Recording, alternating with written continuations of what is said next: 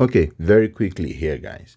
We want to find the domain of f of x equals to square root of 2x minus 1. Unlike in the previous video where we found the domain, but the denominator was the cubed root. The difference between these two questions lies in the fact that we can find the cubed root of negative numbers, but we cannot find the square root of negative numbers. And as such, we want to look for values of x such that the content under the square root is strictly greater than 0.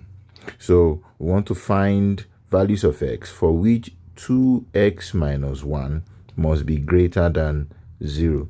These are the values for which the function is defined, because if 2x minus 1 is less than or equal to 0, the square root function will be undefined.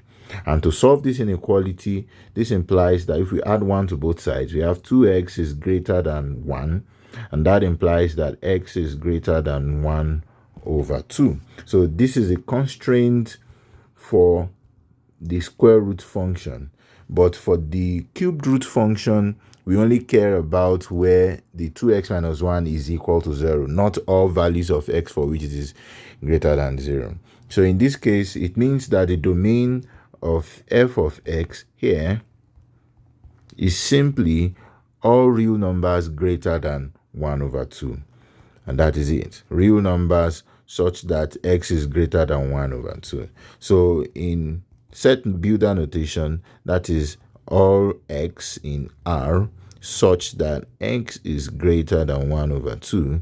And in interval notation, that is we have 1 over 2 comma infinity. And that is the answer to the question. See you in the next video.